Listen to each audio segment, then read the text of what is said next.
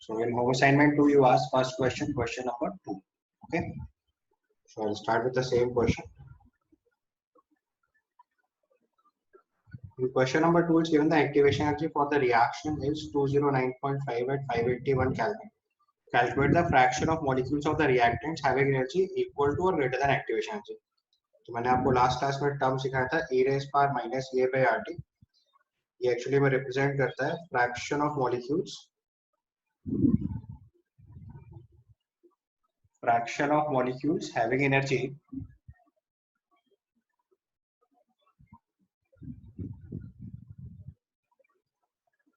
greater than or equal to activation energy.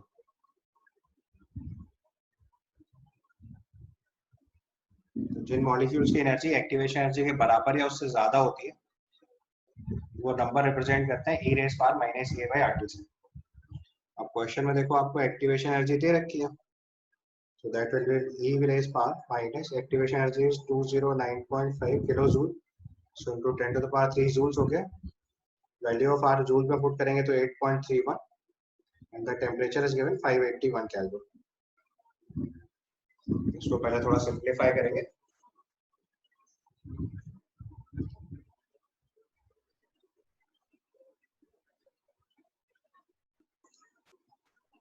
Is that okay? इसको थोड़ा simplify करिए और फिर वैल्यू बताइए कितनी आ रही है. तो फिर हम ई पावर अगर सॉल्वेबल होगा तो ठीक है, अदरवाइज लॉग टेबल नीडेड होगी.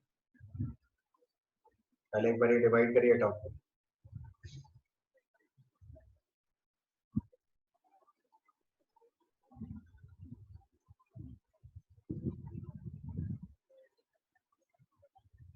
So this comes out to be e raised power minus 43.39.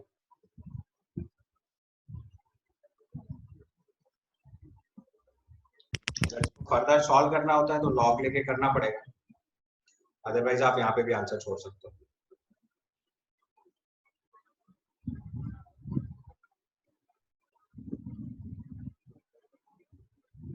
ठीक है. After this you ask question number 6.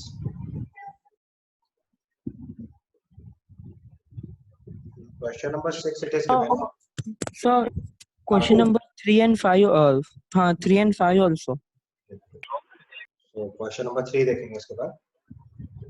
In question number 3 it's given decomposition of hydrocarbon follows the equation K is equal to 4.5 into 10 to the power 11 into e raised power minus 28,000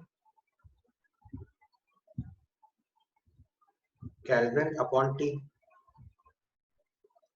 तो अब अगर हम इस equation को compare करें K is equal to a e raised power minus EA by RT से, तो आप सीधे सीधे बता सकते हो कि EA by R की वैल्यू जो आएगी that is 28,000. और यहाँ से अगर हमें एक्टिवेशन एनर्जी निकालनी है तो it comes out to be 28,000 into R. अब जिस यूनिट में चाहिए उसके हिसाब से R की वैल्यू पुट कर देंगे. अगर हमें जूल्स में चाहिए तो R की जगह आप 8.31 जूल्स पर मोल केल्विन पुट करो, और अगर कैलोरी में चाहिए तो R की जगह 2 कैलोरी पर मोल केल्विन पुट कर सकते हैं. आपको जिस यूनिट में आंसर दिया उसमें आप अकॉर्डिंगली चेंज कर लीजिए. Next question, value of R 8.31 joules पर मोल केल्विन पुट करेंगे अगर आपको आंसर जूल्स में चाहिए, या फिर 2 कैलोरी पर मोल केल्विन पुट करेंगे अगर आपको आंसर कैलोरीज में चाहिए. ठीक है, समझ आया? K equal to a e raised power minus a by RT मैंने आपको लास्ट क्लास में एक्सप्रेशन सिखाया था, उससे बस कंपेयर करना है. तो K की जगह a की वैल्यू लिखेंगे तो 4.5 into 10 by 11 आ जाएगा. e power minus a by RT में टेम्परेचर हट गया तो minus e power e by a by R की वैल्यू कितनी होगी 28,000. यहाँ से सिंप्लीफाई करेंगे, R की वैल्यू पुट कर दीजिएगा तो आपका आंसर आ जाएगा. Sir, how can we know that which of the R value is needed? आपके आंसर के हिसाब से लिखना पड़ेगा. अगर आपको आंसर जूल्स में चाहिए तो R की जगह 8.31 पुट करेंगे, और आंसर अगर कैलोरी में चाहिए तो 2 पुट करेंगे. सब्जेक्टिव क्वेश्चन है तो आप किसी भी एक में आंसर लिख सकते हैं, आपको जो यूनिट कन्वीनिएंट लगे. ऑब्जेक्टिव क्वेश्चन होगा तो as per the unit will put the value of R. इसीलिए मैंने R की 2 वैल्यूज आपको अलग-अलग बताई. तो अगर क्वेश्चन आंसर में कैलोरी में आंसर दिया हुआ है तो R की वैल्यू 2 पुट कर दीजिएगा, जूल्स में दिया हुआ है तो 8.31 पुट कर दीजिएगा. ठीक है. Then question number 4. Question number 4 में देखो एक्सप्रेशन दिया है log of K is equal to 14.34 minus 1.25 into 10 to the power 4 kelvin upon T. तो देखो मैंने log का k के साथ एक्सप्रेशन सिखाया था, log of k is equal to log of a minus A upon 2.303 RT। याद है एक्सप्रेशन? अब इस एक्सप्रेशन से ऊपर वाले एक्सप्रेशन को अगर कंपेयर कर देंगे तो उसने पूछा है calculate the value of activation energy for the reaction and at what temperature will its half life period be 256 minutes. तो आपको सबसे पहले तो यहाँ पे एक्टिवेशन एनर्जी निकालनी है। So if you will compare the expression, so it is A by 2.303 R की वैल्यू आ जाएगी 1.25 into 10 to the power 4. From here you will calculate activation energy is equal to 2.303 into R into 1.25 into 10 to the power 4. और फिर वही same question जैसे पहले सिखाया था, value of R आपको as per the need put करना है। अगर आपको जूल्स में आंसर चाहिए तो 8.31 पुट कर दीजिएगा और कैलोरीज में आंसर चाहिए तो 2 पुट कर दीजिएगा। ओके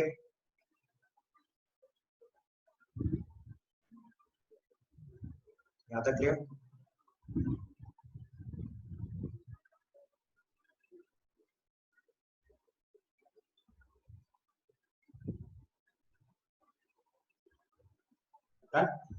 अब इसका एक पार्ट जो बच रहा हाफ लाइफ पीरियड, ये भी मैं आपको आज का लेक्चर पढ़ाऊंगा, उसके बाद सॉल्व करेंगे। अभी फर्स्ट पार्ट सॉल्व कर लीजिए, बस इसका एक्टिवेशन एनर्जी निकाल लेना है। हाफ लाइफ पीरियड के लिए थोड़ा एक्सप्रेशन पता होना चाहिए, वो भी मैं आपको आज के लेक्चर में सिखाऊंगा, तब सॉल्व करेंगे। अभी एक्टिवेशन एनर्जी बस कंपेयर करके देख लीजिए। यहाँ तक तो क्लियर है ना? Then you ask question number 5.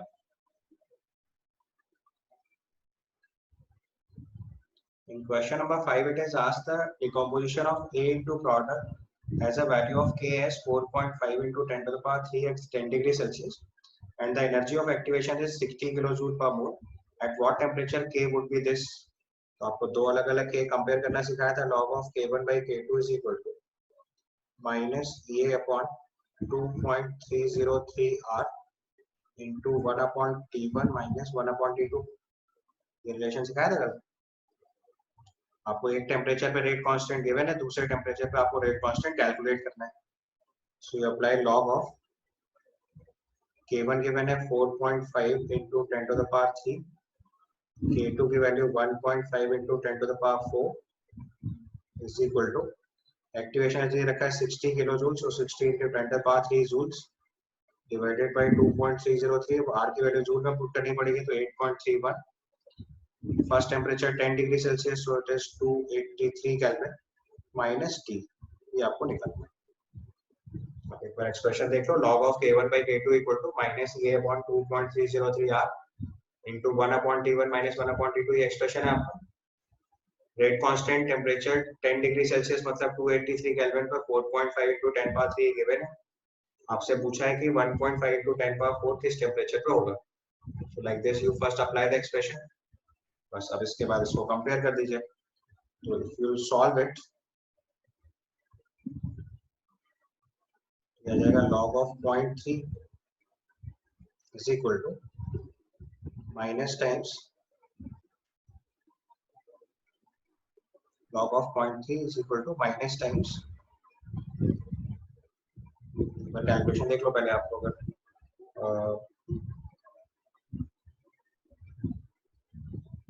60 into 10 to the power 3 divided by 2.303 into 8.31 और यहाँ पे 1 upon 283 minus 1 upon T।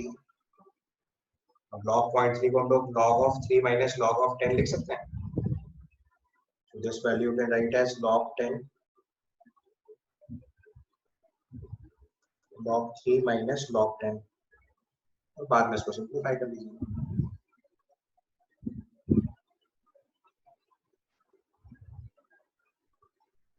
कर लो, आगे सॉल्विंग है बस इसके बाद।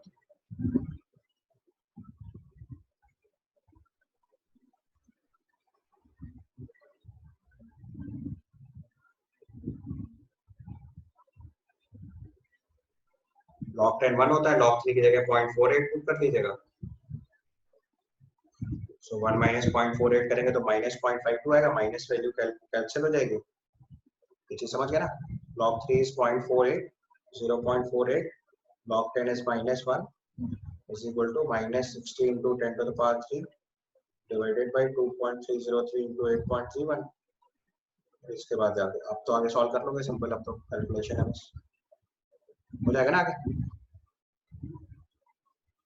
यहाँ से सॉल्व करके टी निकाल लो।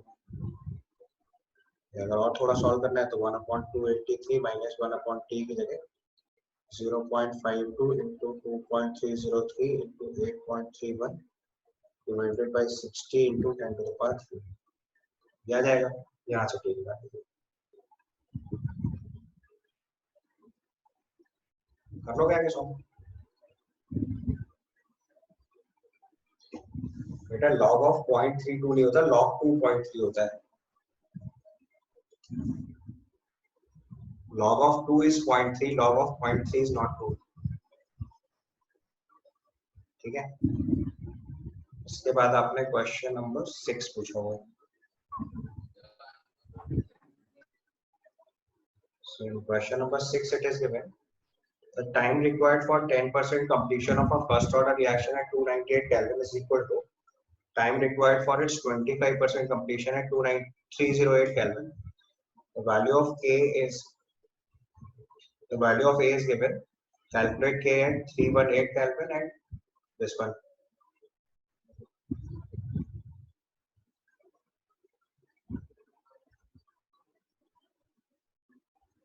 ठीक है, तो इसमें देखो क्या करना है, उसने बोला 10% कंप्लीशन के जो फर्स्ट ऑर्डर, अच्छा इसको भी थोड़ा छोड़ना पड़ेगा, इसके लिए डिफरेंशियल रेट लॉ चाहिए।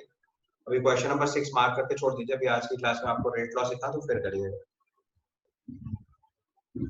क्वेश्चन नंबर 6 अभी छोड़ देते हैं, आज के क्लास में आपको डिफरेंशियल रेट सिखा दूंगा, फिर आप करिएगा। ऑल्दो करना वही है जो मैंने आपको सिखा रखा है, k = a e⁻ से कंपेयर करना है। आपको a दे रखा है, टेम्परेचर दे रखा है, एक्टिवेशन एनर्जी कंपेयर करना है, तो एक बार रेट कांस्टेंट निकालना सीखना है तो फिर आ जाएगा। ठीक है, इसके बाद 6th के बाद और कोई क्वेश्चन पूछा है?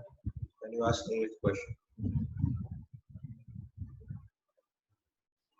8th क्वेश्चन में लिखा है rate constant for the decomposition of NO5 for the various temperatures is given. Draw the graph between ln of k versus 1/t and calculate the value of A and activation energy, predict the rate constant at 30 degree Celsius and 50 degree Celsius. उसमें बेटा कोई भी दो rate constant use कर लो, हमारे पास expression होता है। सबसे पहले आप एक्टिवेशन एनर्जी कैलकुलेट करो, we will apply a expression log of k1/k2 equal to minus EA upon 2.303 R into 1/T1 minus 1/T2, ये एक्सप्रेशन होता है हमारा। अच्छा, प्लॉट बनाने में तो आपको कोई प्रॉब्लम है ही नहीं, मैंने आपको लास्ट क्लास में सिखाया था, अगर ln of k versus 1/t plot बनाते हैं हम लोग, अगर ln of k versus 1/t plot बनाएंगे तो ये स्ट्रेट लाइन आएगा नेगेटिव स्लोप के साथ, ये वैल्यू होगी ln of a और इसकी स्लोप होगी -EA/R। तो ग्राफ तो डाटा बन जाएगा, बस आपको a और EA की वैल्यू चाहिए एक्चुअल में। आप कोई भी दो डेटा यूज कर लो, एक 0 डिग्री सेल्सियस यूज कर लो, एक 20 डिग्री सेल्सियस यूज कर दो। तो log of 0.0787 divided by 1.7 is equal to minus EA upon 2.303 into, suppose करो हम आंसर रूल्स में कैलकुलेट करना चाहते हैं तो R की वैल्यू 8.31 into टेम्परेचर 1/273 minus 1/293। यहाँ से सॉल्व करके एक्टिवेशन से निकाल देंगे, और एक बार एक्टिवेशन एनर्जी आ जाएगी तो दूसरा एक्सप्रेशन लगा देना, log of k is equal to log of a minus EA by 2.303 RT। तो log of k की जगह log of, इसके लिए आपको log टेबल यूज करना पड़ेगा, एग्जाम में जब क्वेश्चन आएगा तो log की वैल्यूज गिवन होती है। टेम्परेचर आपको दे रखा है 273 केल्विन, ये वैल्यू पुट करेंगे, एक्टिवेशन एनर्जी आपने फर्स्ट एक्सप्रेशन से सॉल्व कर लिया है, यहाँ से आपका log of a आ जाएगा। एक बार log of a आ जाएगा तो आपको इंटरसेप्ट भी पता चल जाएगा और वैल्यू भी पता चल जाएगी। उसके बाद किसी भी टेम्परेचर पे आपको रेट कांस्टेंट या एक्टिवेशन एनर्जी कैलकुलेट करना है, with the same formula you can again calculate. तो फर्स्ट वाला फार्मूला है उसको दोबारा यूज करेंगे तो आपका क्वेश्चन सॉल्व हो गया। This is question number 8।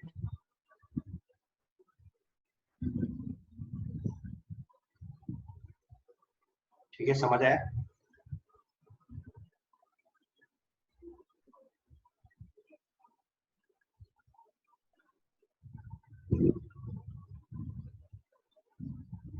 Question number 7.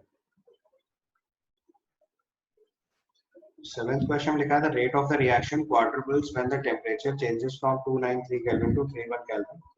Calculate the energy of activation energy assuming that there is no change in the temperature. बेटा वही same result है. Quadruples का मतलब 4 times हो गया तो K2 की वैल्यू 4 times K1 हो जाएगी. अगर हम टेम्परेचर को 293 केल्विन से चेंज करके 313 केल्विन कर रहे हैं, आपको इसकी एक्टिवेशन एनर्जी निकालनी है. So put the expression log of K1 by K2 is equal to minus EA upon 2.303 R into 1 upon T1 minus 1 upon T2. ये हो जाएगी log of 1 by 4 is equal to minus EA upon 2.303 into R 8.31 into temperature 293 minus 1 upon 313. यहाँ से simplify करेंगे तो ये हो जाएगा log of 4 into 2.303 into 8.31 into 293 into 313 upon 20.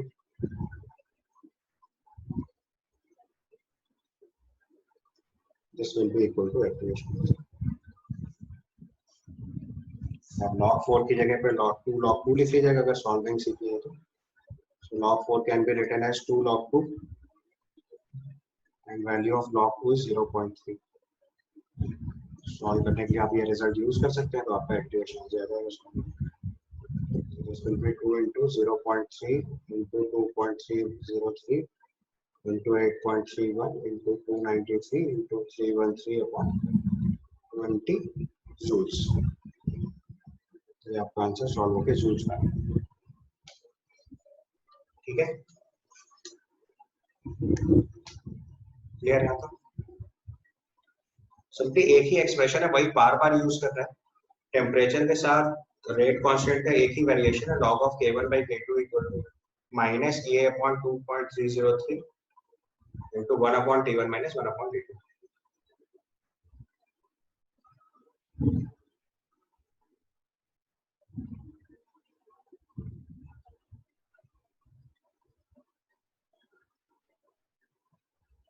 Okay.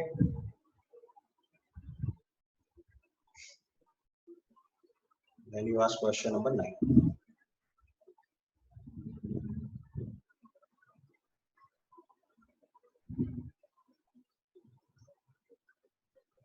In question number 9, it's given the rate constant of decomposition of hydrocarbon is 2.418 into 10 to the power minus 5 second inverse at 546 Kelvin. The energy of activation energy is given. What will be the value of pre-exponential factor?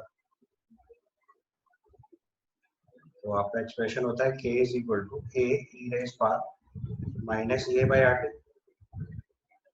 आपको rate constant दे रखा है 2.418 into 10 to the power minus 5 is equal to pre-exponential factor A आपको calculate करना है. E raised power minus EA activation energy is 179.9 into 10 to the power 3 divided by 8.31 into 546. यहाँ से solve करके A निकालना है.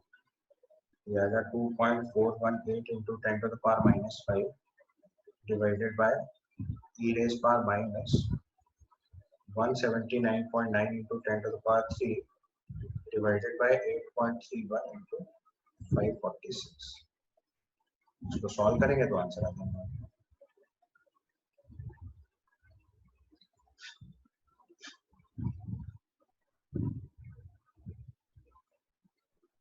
Right?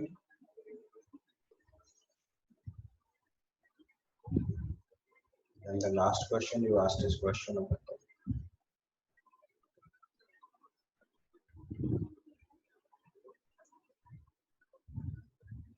क्वेश्चन नंबर 10 में देखो आपको रेट कांस्टेंट दे रखा है K equal to 1.2 into 10 to the power 40 e raised power minus 25,000 upon RT. Question में लिखा है log of K versus log of T will be a straight line with the slope of this. देखो आपको question याद होना चाहिए. log of K versus 1 by T का plot जब हम बनाते हैं तो वो स्ट्रेट लाइन आता है। अगर हम यहीं से प्लॉट करेंगे तो आएगा log of k is equal to log of 1.2 into 10 to the power 40 minus 25,000 by 40। ये एक्सप्रेशन लिखेंगे।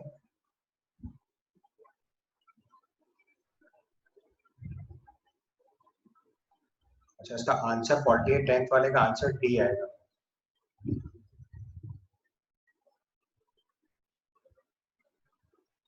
क्योंकि जब आप प्लॉट बनाएंगे log of k versus 1/t तब स्ट्रेट लाइन आएगा। क्वेश्चन नंबर 10 का आंसर सही कर लेना। For question number 10 your answer must be D, not सी।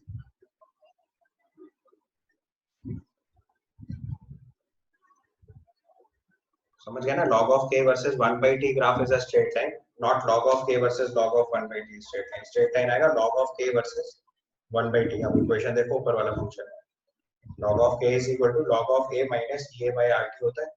तो log of k versus 1/t straight line, और अगर इसकी स्लोप लिखेंगे तो स्लोप आएगी ea by minus ea by r, so minus 25,000 by r।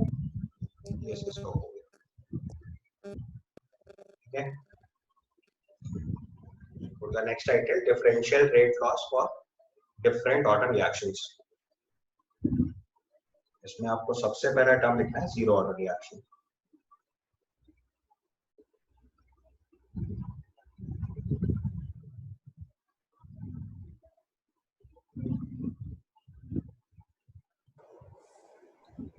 Zero order reaction के case में जो सबसे पहला पॉइंट आपको लिखना है वो ये है कि जितनी भी फोटोकेमिकल रिएक्शंस होती है वो सब जीरो ऑर्डर रिएक्शन की होती है, और इन सब रिएक्शंस का जो रेट है वो लाइट की इंटेंसिटी पे डिपेंडेंट होता है, रिएक्टेंट कॉन्सेंट्रेशन से इंडिपेंडेंट होता है।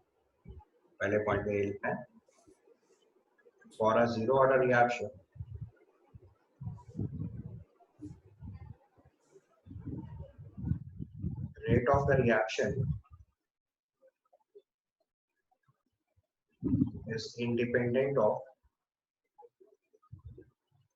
rate of the reaction is independent of concentration of reactant, photochemical reactions,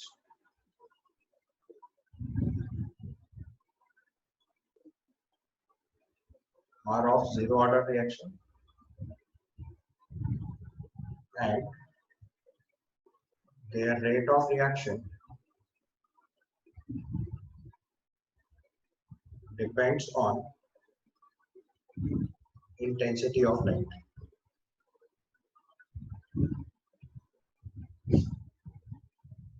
suppose करो हमको एक जीरो ऑर्डर रिएक्शन लिखते हैं, A is product,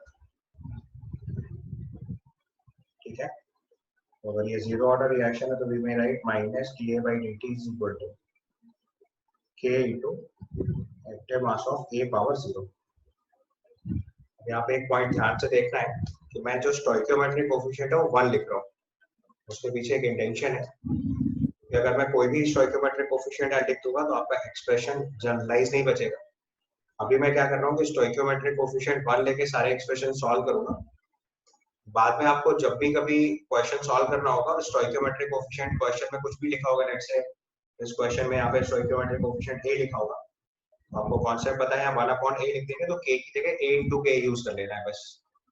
तो क्वेश्चन सॉल्व करते टाइम कोई डिफरेंस नहीं आएगा। अभी मैं आपको स्टोइकियोमेट्रिक कोफिशिएंट 1 से सॉल्व कर रहा हूँ, अदरवाइज किसी भी स्टोइकियोमेट्रिक कोफिशिएंट के अगर आप सॉल्व करोगे तो बस में डिफरेंस क्या होगा कि आपको अपने एक्सप्रेशन में k को k into स्टोइकियोमेट्रिक कोफिशिएंट से रिप्लेस कर देना है। ठीक है, और तो उतना टेक्निकल सवाल रेयरली आता है बट आ सकता है, इसलिए मैंने आपको साथ में समझाया।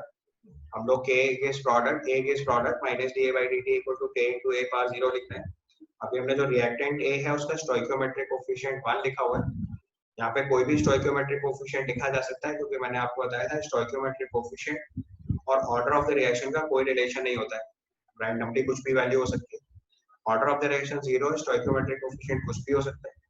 जो स्टोइकियोमेट्रिक कोफिशिएंट होगा उसको रेट में 1 upon stoichiometric coefficient minus da by dt लिखते हैं, तो वो जो 1 अपॉन स्टोइकियोमेट्रिक कोफिशिएंट लिखे हैं वो k के साथ मल्टीप्लाई हो जाएगा। मतलब इस एक्सप्रेशन में जो रिजल्ट आएगा उसमें आपको k को k into स्टोइकियोमेट्रिक कोफिशिएंट से रिप्लेस कर देना होता है, बस इतना करना है। आप देखो, अगर आप इंटीग्रेशन करना चाहते हो तो मैं साथ साथ बता सकता हूँ, नहीं करना चाहते हो तो फाइनल रिजल्ट याद कर लीजिए, क्योंकि अल्टीमेटली आपको रिजल्ट मालूम रखना है इसका। तो अगर किसी को मैथमेटिकली सॉल्व करने का इंटरेस्ट है तो ही मे solve. So minus D A by D T की जगह minus D A by A power zero हो गया। So A power zero is one simply. So those who are interested can solve. So we can write minus dA by dt equal to k into dt. Time की value 0 से t के लिए very करेंगे और concentration of A initially C naught से C very कर रही है. So here we can write C naught is initial concentration of A and C is the concentration of A at time t. जब आप इसे integrate करेंगे तो ये वैल्यू सॉल्व होकर आएगी C naught minus C equal to KT.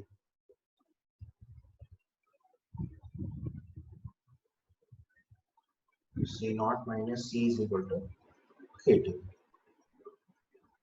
ये expression अगर आप याद रखोगे तो काम चल जाएगा, क्योंकि इंटीग्रेशन आपसे कोई नहीं पूछ रहा।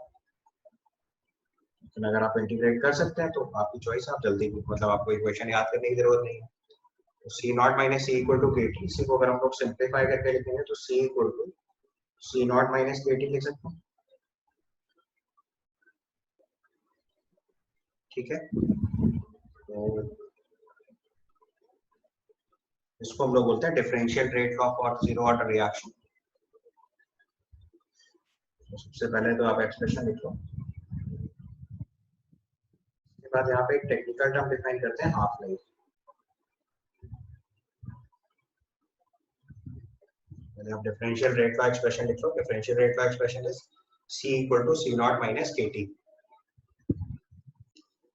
नेक्स्ट हम लिखेंगे T half which is half life. पहले इसकी डेफिनेशन लिख लो। It is the time in which concentration of the reactant becomes half of the initial.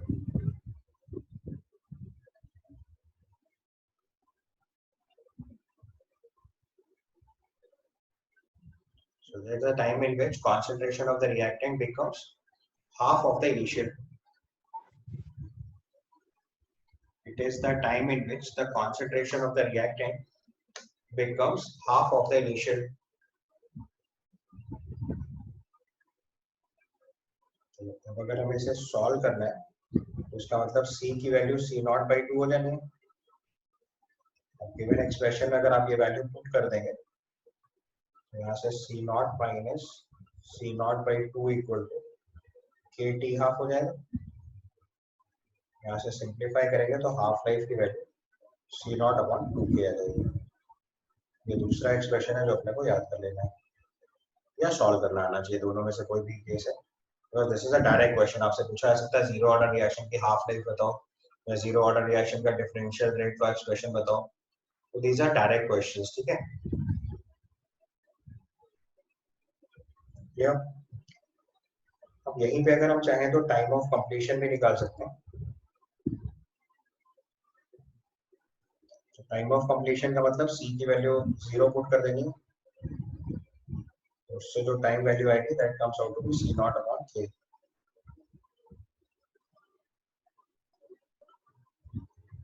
यहाँ पे जो इम्पोर्टेंट चीज है नोटिस करने की, that is half life is directly proportional to initial concentration C not.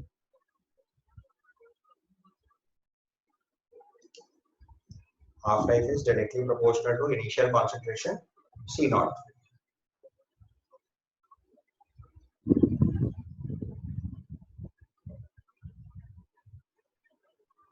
Yeah.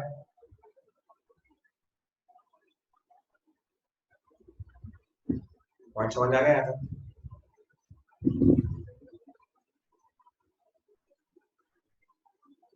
Sir, what is time of completion? Time of completion मतलब जितनी देर में रिएक्शन पूरी खत्म हो जाएगी। हाफ लाइफ मतलब 50% कंज्यूम, टाइम ऑफ कंप्लीशन मतलब पूरी रिएक्शन कंप्लीट। Okay. तो जीरो ऑर्डर रिएक्शन में हाफ लाइफ जो है वो प्रोपोर्शनल टू इनिशियल कंसंट्रेशन होता है, ये पॉइंट याद रखना है। ठीक है, अब यहीं पे अगर आप ध्यान से एक टर्म और लिख लो which is unit of K, K is over here rate constant. Unit of K लिखोगे तो एक्सप्रेशन में देखो C naught minus C equal to KT है, तो K इंटू T की यूनिट कॉन्सेंट्रेशन वाली होनी चाहिए। फिजिक्स में आपने सीखा होगा किसी भी टर्म को ऐड या सब्ट्रैक्ट तभी कर सकते हैं when it is in the same unit. तो C not is concentration, C is concentration और इक्वल टू KT बन रहा है, तो मतलब unit of KT will be unit of concentration, unit of K will be concentration upon time unit. So you can simply write moles per liter second inverse. Okay. अब इसी चीज को अगर हम ग्राफिकली प्लॉट करना स्टार्ट करें, सबसे पहले प्लॉट में हम लोग कॉन्सेंट्रेशन अगेंस्ट टाइम प्लॉट करते हैं। तो आपको एक्सप्रेशन पता है C equal to C naught minus KT, Y equal to MX plus C form है, straight line with a negative slope, intercept C naught and slope is minus K.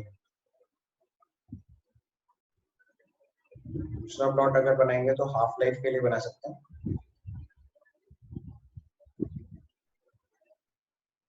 Next plot if we draw half life against initial concentration C naught, अभी हम लोगों ने calculate करा half life equal to C naught upon 2K, तो Y equal to MX form है, तो straight line passing through origin आएगा और इसकी स्लोप लिखेंगे तो ये 1 अपॉन 2K बनेगा।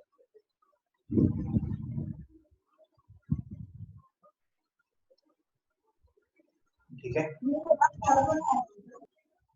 like this we can plot concentration against time, half life against initial concentration. तो फिर से क्विकली देखो, जीरो ऑर्डर रिएक्शन का आपको एक तो रेट फ्लो एक्सप्रेशन निकालना आना चाहिए, हाफ लाइफ का एक्सप्रेशन पता होना चाहिए, Please show the graph. Unit of K पता होना चाहिए और लास्ट में ग्राफ। चार बातें मेनली पूछी जाती हैं। सबसे पहले डिफरेंशियल रेट फ्लो एक्सप्रेशन, उसके बाद half life, unit of K and plots. These are 4 type of questions जो आपसे डिफरेंट ऑर्डर ऑफ रिएक्शंस के पूछा जा सकता है and these are standard questions. Okay, now in a similar manner we can write first order reaction.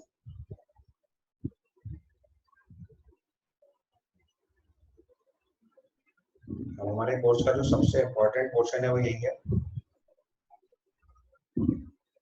Chemical kinetics में जो majority question exams में आते हैं those are of first order reaction.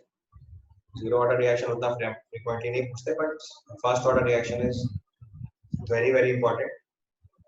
Procedure solve करने का वही है, फिर से सेम प्रोसीजर से सॉल्व करेंगे। अपने पास ए गैस प्रोडक्ट, तो I can write it as minus dA by dt is equal to K into active mass of A power 1। First order reaction है, इसके पावर 1 अप्लाई करेंगे। ठीक है, minus dA by dt equal to K into A power 1। Power 1 क्यों apply करिए, क्योंकि first order reaction है। तो मैंने बोला फर्स्ट ऑर्डर रिएक्शन के minus dA by dt equal to K into A है। अब आप इसको सॉल्व करेंगे तो माइनस dA by A आ जाएगा equal to K dt। Time फिर से 0 टू t वेरी करेगा, concentration of A C naught to C vary करेगी एंड एज यूजुअल जो मैंने पहले C नॉट का मतलब लिखा था वही मतलब है, सिंबल्स का मतलब नहीं बदल रहा हूँ ताकि आपको लर्न करना आसान रहे। तो यहाँ पे C नॉट क्या है, concentration of A at t equal to 0 यानी initially, and C is the concentration of A at t equal to t। t equal to 0 पे A की जो मतलब इनिशियली जो कॉन्सेंट्रेशन ऑफ A है that is C naught, finally जो concentration of A है वो C है। ठीक है, क्लियर। अब इसको इंटीग्रेट करना है तो माइनस dx by x का इंटीग्रेशन ln ऑफ x बनेगा। तो अगर हम इसको सिंप्लीफाई करेंगे तो आएगा ln of C naught by C equal to KT। या फिर हम इसी को और प्रिसाइजली लिखें, अगर आपको ऐसे थोड़ा कॉम्प्लेक्स लग रहा है तो आप एक स्टेप और लिख सकते हो। So we can write ln of C naught minus ln of C equal to KT। ln of C naught equal to,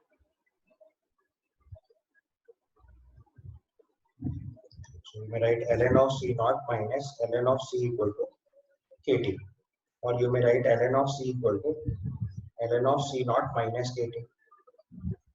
ln को अगर log में कन्वर्ट कर देंगे तो log of C equal to log of C naught minus K upon 2.303t। ठीक है, इसको बहुत तरीके से लिखा जा सकता है, मैं सारे मैथमेटिकल फॉर्म लिखे दे रहा हूँ। अब इसी को अगर कोई दूसरे तरीके से लिखे तो यहाँ से k की वैल्यू निकाल सकते हैं। So k equal to 2.303 by T log of C naught upon C. ये आपके लिए बहुत इंपॉर्टेंट रिजल्ट है, चाहो तो इसे डायरेक्ट लर्न कर लो, क्योंकि 99% क्वेश्चन हम सब इसी से सॉल्व करेंगे। Although expression can be written in any of the form. अगर आपसे एग्जाम में पूछा गया which of the following expression represent zero first order reaction, तो इनमें से कोई भी एक्सप्रेशन लिख के दिया जा सकता है। बट जो मेजर क्वेश्चन हम लोग फर्स्ट ऑर्डर रिएक्शन के लिए सॉल्व करते हैं, that will solve with the expression k equal to 2.303 by T log of c naught by c। ठीक है, okay. Majority of questions will solve with the expression k equal to 2.303 by t log of c naught by c। या इसी को exponential form में लिखेंगे तो c equal to c naught into e raised power minus kt आएगा। ये भी एक एक्सप्रेशन होता है जो आप लर्न कर सकते हो। अदरवाइज क्वेश्चन सॉल्व करते टाइम तो इसे नहीं यूज करते, आप छोड़ भी सकते हो। क्वेश्चन सॉल्व करने के लिए जो हम लोग मेजरली इक्वेशन यूज करेंगे दैट विल बी, बिकॉज हम लॉग सॉल्व कर सकते हैं, सो expression will be k equal to 2.303 by t log of c naught by c। ठीक है, यहाँ तक क्लियर।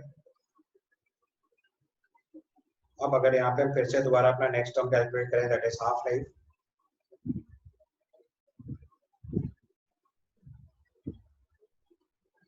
नेक्स्ट टर्म लिखेंगे हाफ लाइफ। हाफ लाइफ को यहाँ रिप्रेजेंट करते हैं टी हाफ से, सेम पुराना एक्सप्रेशन। मैं सारे नोटेशंस वही लिख रहा हूँ हर ऑर्डर रिएक्शन में, सो दैट आपको कंफ्यूजन ना हो, आप इजीली बात को समझ पाए। सो half life of the reaction is T half.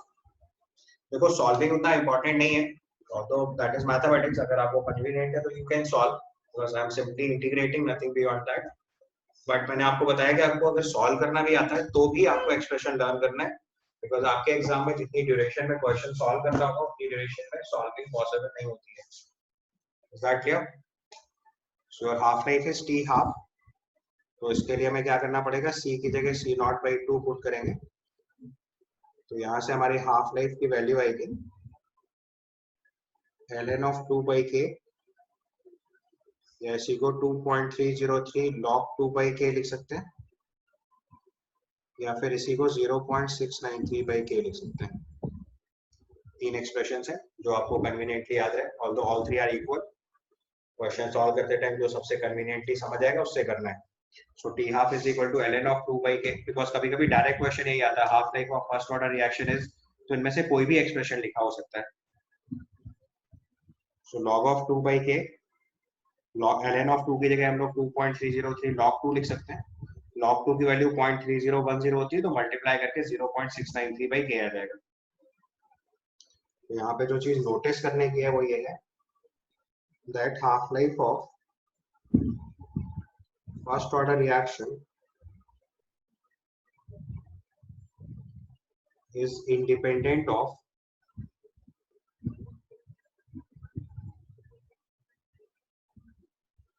Initial concentration.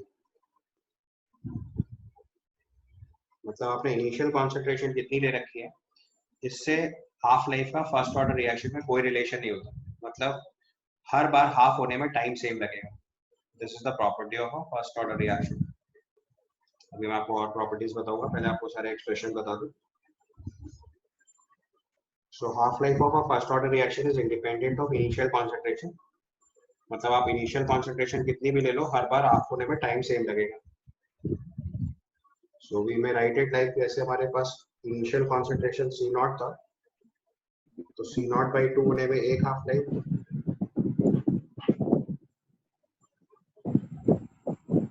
C naught by 2 से C नॉट बाई 4 हुआ तो एक और half life, C naught by 4 से C नॉट बाई 8 हुआ तो फिर से एक हाफ लाइफ। हर बार आधा होने में टाइम सेम लगने वाला है। This is the property of first order kinetics and so on. जैसे आप आगे बढ़ते जाओ, हर बार हाफ होने में जो टाइम कंज्यूम होने वाला है that is equal to half life, because इसकी हाफ लाइफ जो है वो इनिशियल कॉन्सेंट्रेशन से इंडिपेंडेंट है। तो आपने इनिशियली कितनी कॉन्सेंट्रेशन ले रखी है इससे कोई फर्क नहीं पड़ रहा, For every half time it requires equal time.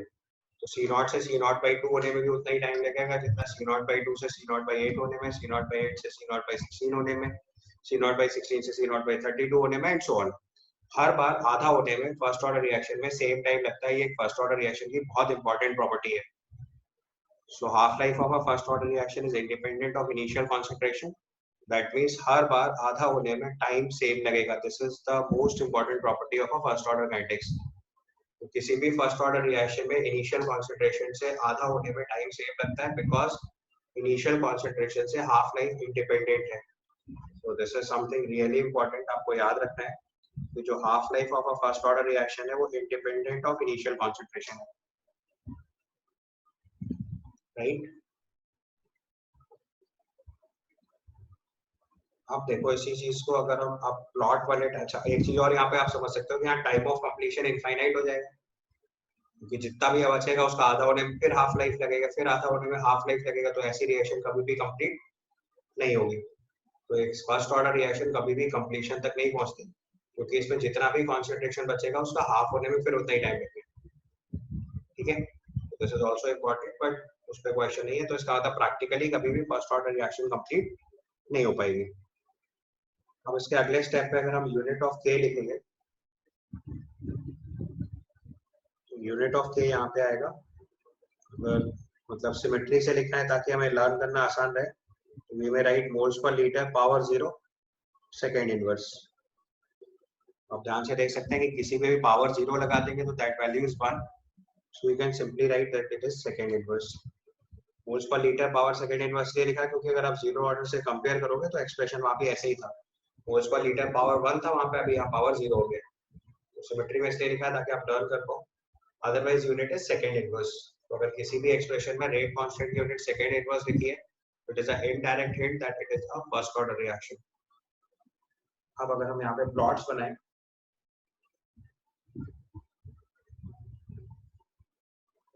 तो सबसे पहला प्लॉट अगर हम कॉन्सेंट्रेशन अगेंस्ट टाइम बनाएंगे. So your expression was C equal to C naught into e raised power minus kT. So it's an exponentially decreasing term. This is C naught.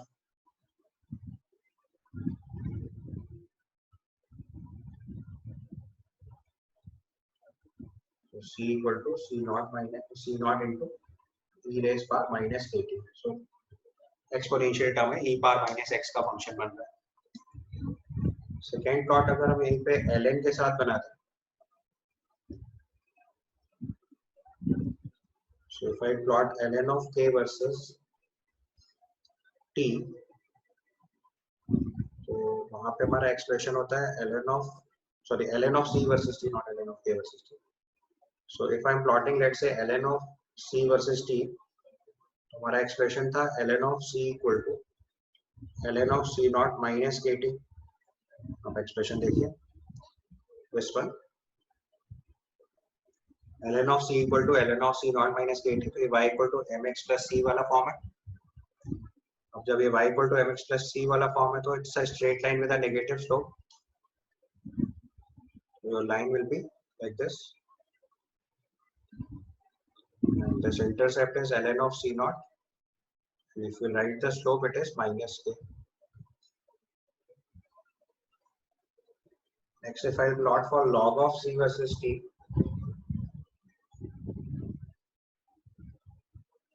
so log of c versus t if I plot, this is also a straight line, same way with log of c naught and slope is minus k upon 2.303. With this expression log of c equal to log of c naught minus kt upon 2.303. अगर इसका expression लिखेंगे तो expression is log of c equal to log of c naught minus kt upon 2.303. And the last plot, if I plot for half life against initial concentration, so that is independent of initial concentration. So next, if I plot for half life against initial concentration C naught, so it's a straight line with parallel to C naught because independent of initial concentration. As the expression of T half is ln of 2 by k. This is independent of initial concentration. It's a fixed value.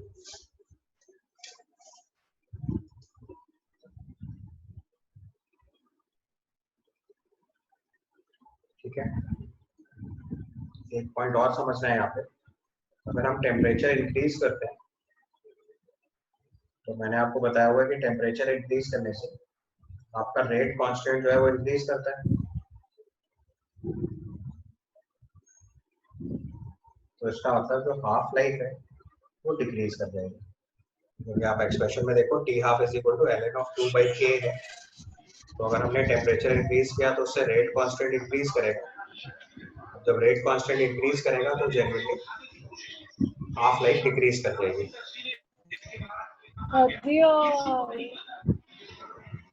Is that clear? Sir, can you explain the first graph here? First graph is e bar minus x का plot है।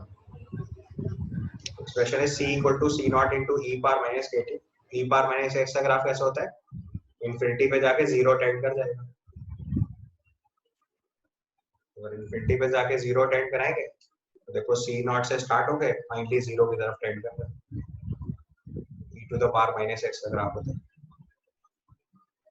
ठीक है,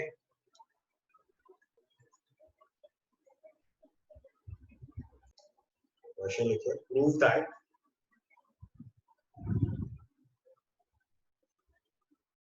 it takes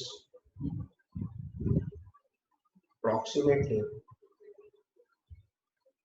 10 half lives for 99.9% completion of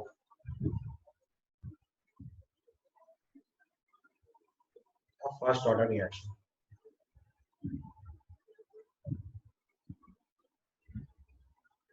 Prove that it takes approximately 10 half lives for 99.9% completion of a first order reaction.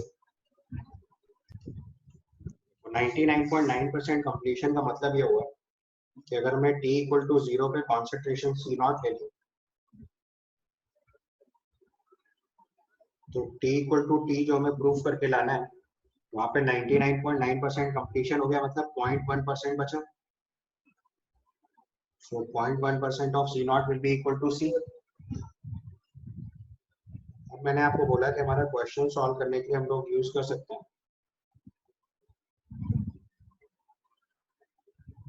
ln of C naught by C equal to KT आया था हमारा expression starting में। देखो सबसे पहले expression हम लोगों ने फर्स्ट सॉल्व करके क्या निकाला था, ln of C equal to ln of C naught minus KT. So we can simply write ln of C naught by C equal to KT. अगर आपको ऐसे कन्वीनियंट नहीं है तो आप अपना पुराना एक्सप्रेशन जो भी एक एक्सप्रेशन याद हो उससे सॉल्व करना है। सो लेट्स से मैं एक्सप्रेशन अगर मैंने जो बॉक्स में बनाया था वो याद करा आपने, तो k is equal to 2.303 by t log of c naught by c, अगर आपने ऐसे लिखा है तो भी चलेगा। तो आपने c की जगह 0.01 अपॉन 100 c naught पुट करना है, तो यहाँ से टाइम की वैल्यू आ जाएगी 2.303 by k log of c naught upon 10 to the power minus 3 c naught। इसको अगर सिंप्लीफाई करेंगे तो t की वैल्यू आ जाएगी 2.303 by k log of 10 to the power 3 और log of 10 power 3 की वैल्यू 3 आ जाएगी। सो this is 2.303 by k into 3 and at the same time you know half life is equal to 2.303 into log 2 by k.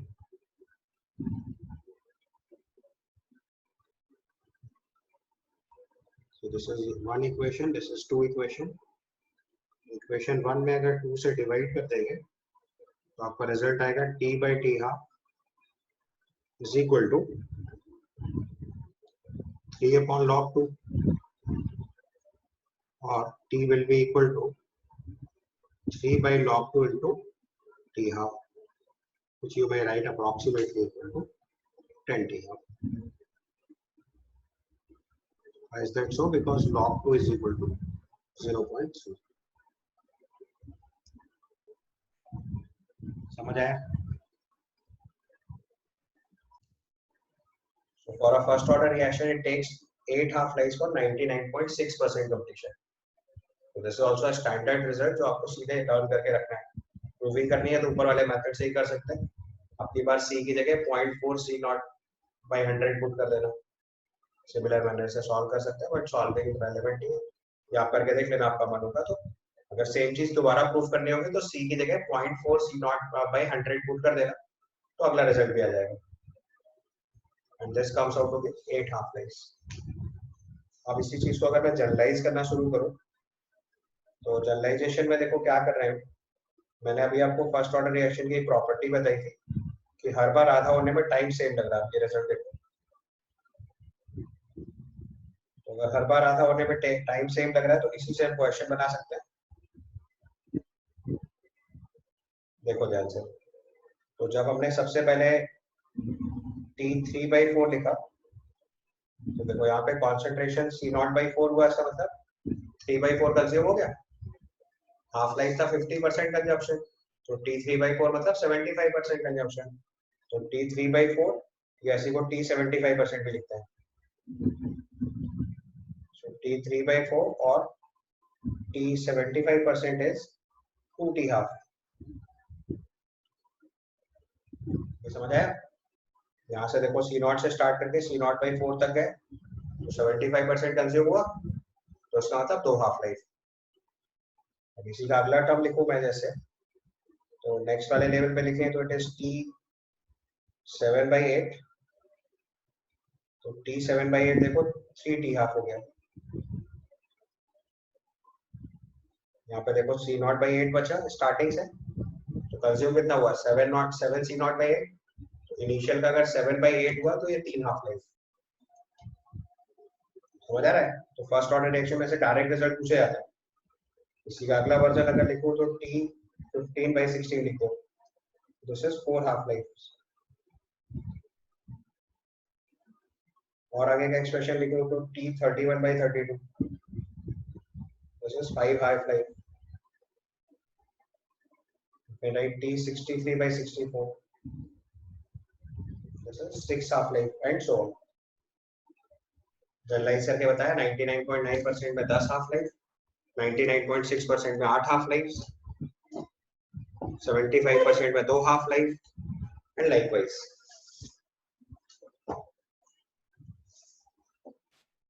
t 3/4 is 2 half life बताया ना। C0 से C0/4 तक आपने prove करा, result देखो मैंने वहां करा ना। C0 से C0/4 में देखो कितनी हाफ लाइफ लग रही है, 2। सो सेकंड ऑर्डर रिएक्शन के फिर से वही same expression we can write A gives product. और ध्यान रखना मैं स्टोइकियोमेट्रिक कोएफिशिएंट हर बार 1 ले रहा हूं। क्वेश्चन में जो भी स्टोइकियोमेट्रिक कोएफिशिएंट आएगा उसको फाइनल एक्सप्रेशन में k में मल्टीप्लाई करके सॉल्व करना है। So I'm writing A gives product, तो इसका रेट ऑफ द रिएक्शन लिखेंगे तो it comes out to -dA/dt equal to k into a square. अब इसको सॉल्व करेंगे तो ये आएगा -dA/a square is equal to k times dt। Time varies 0 to t, concentration varies C0 to C,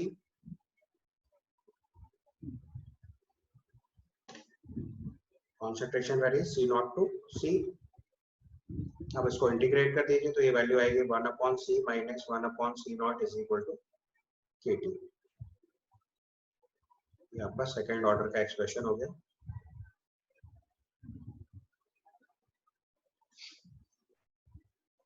ठीक है, फिर से यहाँ पे अगर हम हाफ लाइफ कैलकुलेट करेंगे तो हाफ लाइफ का मतलब c की जगह C0/2 पुट करना है, तो यहाँ से आपकी हाफ लाइफ की वैल्यू आ जाएगी 1/kC0।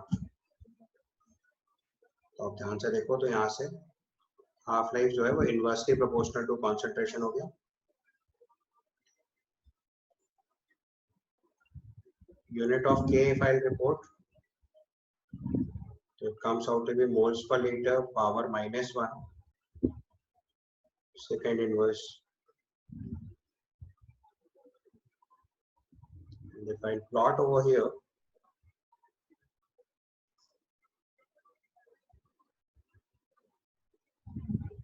if I plot here, so it will be 1/c against t graph। So it's a straight line with slope of intercept of c 1/C0 and slope of k। And if you plot half life against initial concentration. So half life is now inversely proportional to concentration, so T half against 1 upon C naught बनाएंगे, y equal to mx वाला form आएगा straight line, slope is 1 by k. ध्यान से expressions देख लीजिए. T half के साथ देखो एक्सप्रेशन क्या है, T half is equal to 1 upon k C naught. तो अगर हम T half versus 1 upon C naught graph बनाएंगे तो y equal to mx वाला फॉर्म बन रहा है. ओके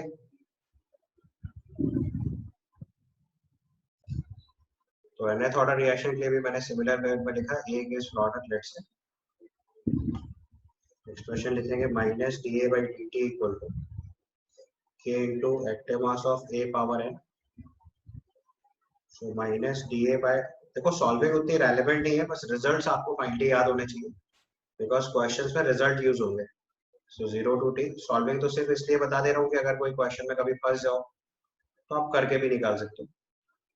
इसको हमने इंटीग्रेट करा तो ये सॉल्व होकर आएगा 1 upon c power n minus 1 minus 1 upon c naught power n minus 1 is equal to n minus 1 k t. So this is the final result जो आपको लर्न कर लेना है.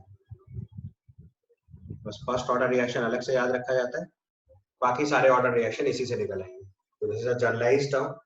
This is not valid for n equal to 1 because आपको पता है n equal to 1 का integration different होता है. बट n equal to 1 का केस छोड़ दें तो उसके अलावा सारे केसेस के लिए चीज वर्कआउट करेगी. Zero order reaction, second order, third order, fourth order, जो भी क्वेश्चन आपसे पूछा है nth ऑर्डर, तो it will work for all cases.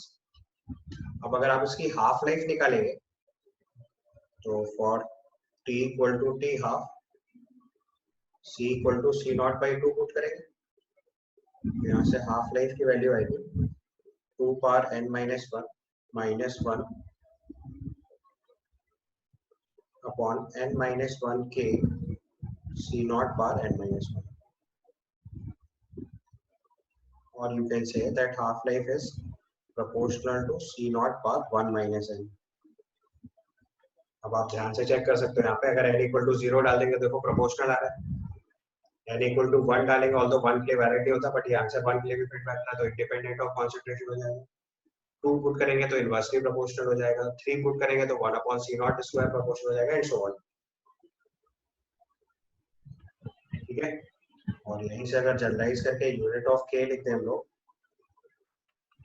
so that comes out to be moles per liter power 1 minus n second inverse. और last में अगर plot बनाए इसके लिए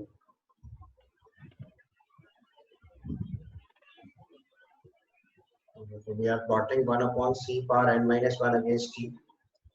So सर बस ये फर्स्ट ऑर्डर के लिए वैलिड नहीं है, ये ध्यान रखना. So intercept will be 1 upon c naught power n minus 1 and slope will be n minus 1 k. And the same thing अगर हम हाफ लाइफ प्लॉट करेंगे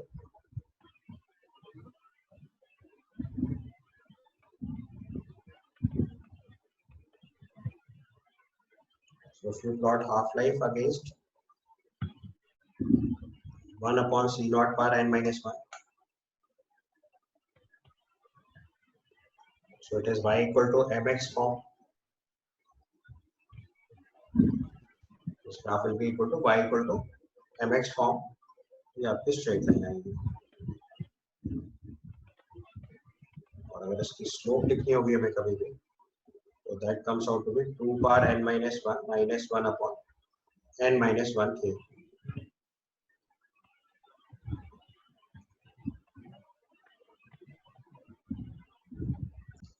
तो अगर आपको सबसे पहले order of the reaction predict करना है तो उसका मैंने सबसे पहला मेथड जो आपको लास्ट क्लास में सिखाया था, that is hit and trial method from the experimental data. दूसरा केस चेक कर सकते हैं रेट लॉ एक्सप्रेशन. तो अगर आपके पास रेट लॉ एक्सप्रेशन है उससे आप order of the reaction predict कर सकते हो. तीसरा टर्म होगा t half proportional to c naught power 1 minus n where n is order of reaction. अगर हाफ लाइफ की प्रोपोर्शनलिटी दी गई है कॉन्सेंट्रेशन के साथ तो आप order of the reaction predict कर सकते हो। Fourth process unit of K से आप half life unit of K से आप प्रेडिक्ट कर सकते हो, तो जो के की यूनिट होती है that is moles per litre power 1 minus n second inverse. यहाँ पे भी जो n है वो order of the reaction. The last technique is graph. तो ग्राफ में 1/c power n minus 1 versus t जो है वो स्ट्रेट लाइन ग्राफ अगर आएगा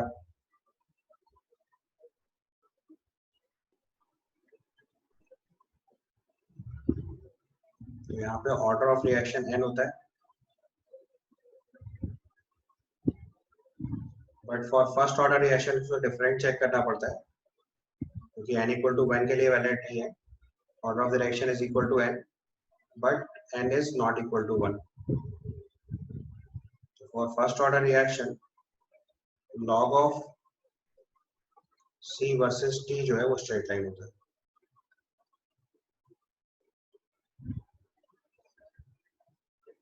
So with this information we can predict the order of the reaction.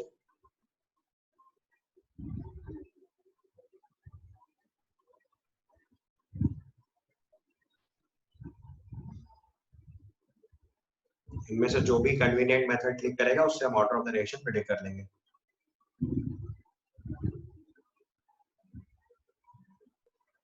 ठीक है, तो या तो हिट एंड ट्रायल मेथड से एक्सपेरिमेंटल डेटा दिया होगा उससे ऑर्डर ऑफ द रिएक्शन निकालेंगे, या फिर रेट रो एक्सप्रेशन से हम लोग ऑर्डर ऑफ द रिएक्शन निकालेंगे, या हाफ लाइफ की प्रोपोर्शनलिटी से T half proportional to C naught power 1 minus n होता है, इससे ऑर्डर ऑफ द रिएक्शन निकलेगा, यूनिट ऑफ के से ऑर्डर ऑफ द रिएक्शन निकलेगा, या फिर ग्राफ से निकालेंगे।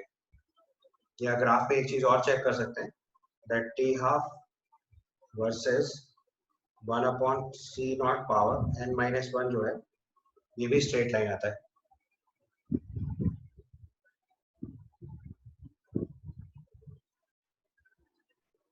तो इसमें भी order of the reaction n होता है। उनमें से जो भी कोई भी इंफॉर्मेशन आपको क्वेश्चन में गिवन होगी with that information you can predict order of the reaction.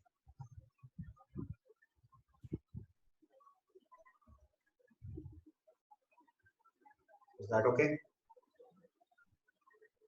तो इसके बाद मैं आपको एक टेबल शेयर करूंगा आपके साथ, तो वो टेबल आप इसके बाद ड्रॉ कर लेना क्योंकि जितनी भी चीजें मैंने आपको बताई है उन्हीं सबका रिजल्टेंट इंटरप्रिटेशन है। तो that table you note down just after this notes. मैं आपके साथ वो फाइल शेयर कर दूंगा क्योंकि जो मैंने ऊपर कैलकुलेट करा है उसी को सम अप करके टेबुलर फॉर्म में लिख लेना है सो दैट आपको लर्न करना आसान हो जाए।